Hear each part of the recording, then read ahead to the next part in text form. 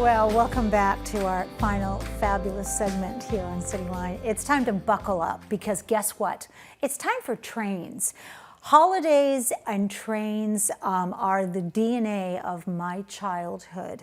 And I grew up around trains and I love them so much. So it stands to reason this next guest you're going to enjoy as well. Please join me in welcoming Michael King. You are the Education and Public Programs Manager for the Washington State History Museum, and we are going to talk about model trains. How are you? I'm doing well. Thanks for having me this morning. This is a wonderful opportunity. This is your first time on the comfy couch, isn't it? It is. It's very comfortable. Well, thank you very much. Michael, you have, as we were talking here, you have Tacoma roots. Tell us about this. Yeah, I was born here in Tacoma, moved around quite a bit, but found my way back. I love that. Well, welcome back. Lucky us to have snagged you. You've been with the History Museum since March, is that right? That's correct, yeah. Oh, I love that. So this Model Train Festival, it's something that I almost lose sleep over. It's nuts with me because I love it, I love it, I love it. So it's returning to Washington, obviously, for its 26th year. Okay, I was around in Tacoma before this started. Oh my goodness. So tell us, if people can't tell how wonderful it is, tell us, Michael, what it is and when is it happening? Sure, yeah. So Model Train Festival runs from December 16th through January 1st at the Washington State History Museum in downtown Tacoma. And it is a fun, festive, and educational showcase of a wide range of model train displays, and it consumes 4 floors of the State History Museum. So there's a lot to look at, plenty to see and do. This is incredible. And I want to remind our viewers, today is the 15th as we film this live. So it opens on Friday, the 16th of December. Exactly. And here, I was going to say, here it is. This is the reason why we go, because we start at a young age and we still love them, but we see ourselves in that face of that child. What makes Model Train Festival such a long-standing, beloved tradition of Tacoma and for our Pierce County region, in your opinion? Yeah, I think in a way you've alluded to it already. It's an opportunity to shape memories and form memories, and I think for a lot of visitors, we hear that parents bringing young families or children with them, they themselves have attended in previous years with parents or grandparents. So it's about forming traditions, and especially so during this holiday season. You have a traditional secret you haven't told our guests yet, because Do I? You are not first generation to Tacoma. I am not, no, I'm not, no. My family was here for quite some time. I have a family member who was employed by the State History Museum. There we go. Back in the 80s. So, yeah. I love that. And now we get to have you here. This sounds like, and I know it is to be true, an incredible event for train enthusiasts and also families. What part do you see resonate the most with children? Yeah, it's a great question, and I think there's a lot of different things that resonate, but there's a great air of excitement and enthusiasm. And I think a lot of that stems from just the amazing detail and scale of the displays. These are, they're brilliant. I mean, they're tremendous. And to see so many in one location is really a once in a year, if not once in a lifetime opportunity for our youngest visitors. So I think that really sets it apart for them. My brain goes to slideshows of loading in these trains in all 4 floors and the setup. And I liken it to, if I were watching that, remembering how I was playing Elf one year and got to set up a train. And it all kind of comes back. Railroads, as you know, historically play a major part of growth and independence in the United States. How have railroads impacted us here in the Pacific Northwest? Yeah, well, there's a lot that could be said about the impact of railroads in the Pacific Northwest. But I think in short, a great way to look at it is that the railroads accelerated settlement in the region and, of course, population growth. So you see numbers of people living in the area increase quite rapidly. Additionally, you see the railroad kind of accelerating growth of particular industries and economies. So, for instance, the lumber industry begins to accelerate rapidly as companies can ship and sell timber across the country in ways they just didn't have the capacity to do before. Yeah. And of course, as we know, Tacoma has a long-standing relationship and history with the railroad. And I think one thing that's worth noting at the State History Museum, we are actually host to the largest permanent model train display in Washington State. It's maintained by the Puget Sound Model Railroad engineers on the 5th floor of the museum. And it accurately and in amazing detail depicts Tacoma in the 1950s. And I think in doing so, it creates a snapshot or a glimpse into that history that we're discussing today. And it's a highlight for visitors to the museum, whether they're coming for Model Train Festival or during the year. And it's, I want to add, it's a highlight to talk to those people too, because they are a wealth of knowledge. I want them on my team when I'm on Jeopardy, because it's not about the trains, it's about the life that was lived while those trains were making a huge difference in our society. So the people who stand there, I love those people.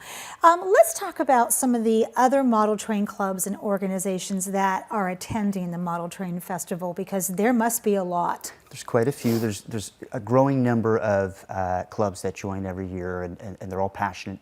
They bring something different, special, and unique to the festival every year. We have 8 clubs joining us this year. Wow. And so there's a wide range of displays. We have some clubs showcasing Washington State railroads, others showcasing European railroads, so that's quite exciting. We're joined this year by a couple of clubs. In particular, I want to bring to your attention Operation Lifesaver. Is a club that educates people about safe crossing at railroads. And we're also going to be joined by the Morse Telegraph Club, which demonstrates how landline telegraph communication influenced railroads, influenced communication, of course, and really connected the country. That is fascinating. And again, now my brain's open going, hit the brakes, turn the switch in Morse code. Is there anything new? Not that we have to have it because it is a wealth of trains, but is there anything new this year that our guests can expect to see? Yeah, I think one thing in particular, we're going to be opening up the museum's auditorium throughout the festival to showcase a pair of films. I Love Toy Trains and I Love Big Trains by filmmaker Tom McComas. I think they'll especially appeal to our families and younger audiences, but there's something for everyone in those films.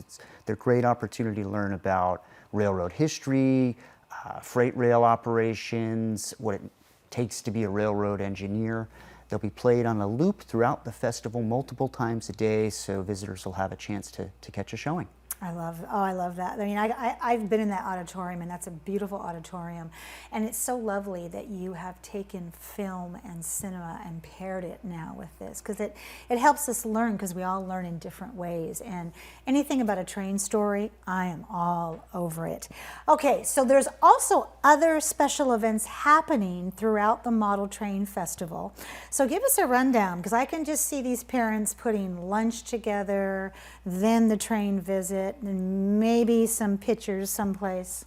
Yeah, so in particular, this Saturday, December 17th, we're hosting a special members preview night of Model Train Festival from 5:30 to 8 p.m. So society members will have a chance to come to the museum after our standard hours of operation and really explore the festival with their families in a very intimate setting in that regard.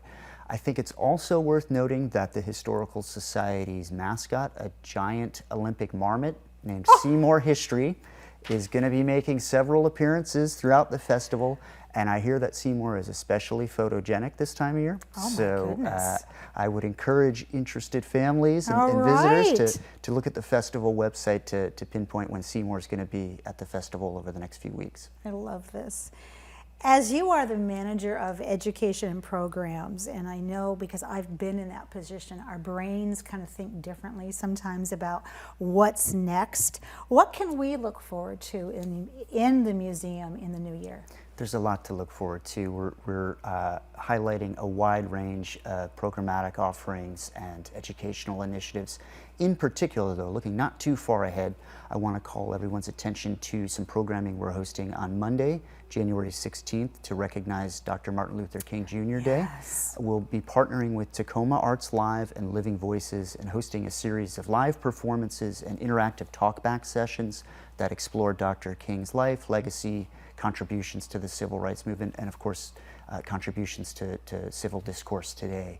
We're also developing all kinds of new educational resources for educators across Washington State, but I think perhaps most relevant, I should remind folks that we're welcoming back field trips to the State History Museum. So if there's any educators out there watching that would like to bring their groups to the museum this winter and spring, we offer facilitated and self-guided experiences, and we'd love to have you. Break out those Ehlers guides. There Exactly. you go.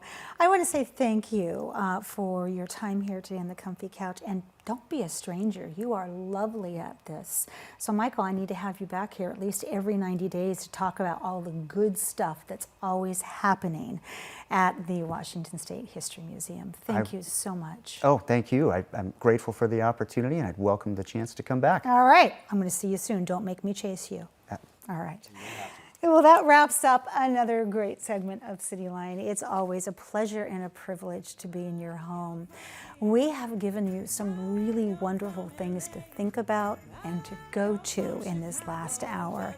So please get out there, pay it forward, and be a part of the tapestry. And when you come back, as always, we'll be waiting for you right here at Cityline. Tacoma is my home, place I call my own. Tacoma is my home, yeah, Tacoma is my home. Right, you're from the east end, how you're from Green Bay, how you're from Atlanta, but Tacoma's where you'll stay. Right, you're from the east end.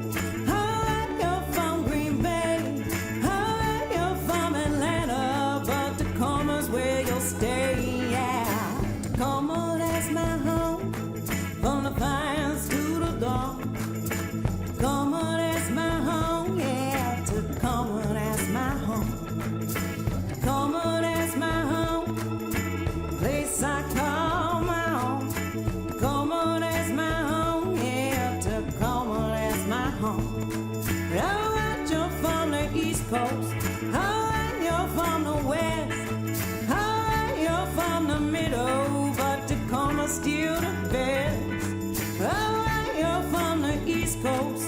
Alright, you're from the West. Alright, you're from the middle, but Tacoma's still the best. Hey, Tacoma, that's my home. From the pines to the dawn. Tacoma, that's my home. Yeah, Tacoma, that's my home. Tacoma, that's my home. Place I call my own. Tacoma, that's my home, yeah, Tacoma, that's my home.